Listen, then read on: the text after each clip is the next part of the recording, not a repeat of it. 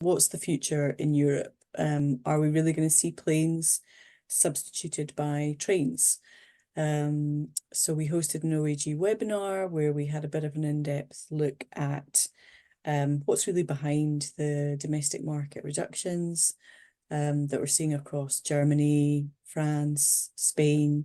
Obviously, there have been policy shifts in these countries as we've come out of COVID, as governments have recognised an opportunity to at least symbolically demonstrate that domestic travel by air is in its final days. Maybe is that a bit extreme to go? Maybe. I think it's frustration, isn't it? I think what we feel is frustration about the lack of joined up thinking. Yeah. And how the aviation sector in its totality gets blamed, highlighted, criticised for its efforts in terms of sustainability when it's doing everything it possibly can and more, and investing millions. And yet, using train services, the infrastructure's not there to support the demand that would be created, or the complexity, really, or even really simple things like through ticketing. But what frustrated me even more is we had a call with some people in Hong Kong this morning who were telling us about how they have developed high-speed trains into China, how the catchment area has been expanded within the Greater Bay region for Hong Kong by being able to use, both other forms of modal transport like boats, ferries, and connecting Hong Kong to a bigger catchment area. And it just frustrates me when you think they've probably done that in about 10 years. Yeah. In those I 10 think there's a joined up philosophy, isn't there, in terms of making those connections work from a passenger perspective.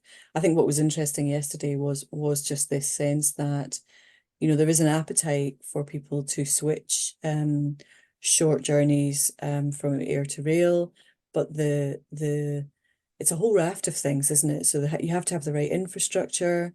You've got to get ticketing sorted out, and then you've got to develop a product that actually works for the business market if you want to throughout Europe rather than just in a domestic context. So we see SNCF doing things in France, we see Deutsche Bahn doing things in Germany.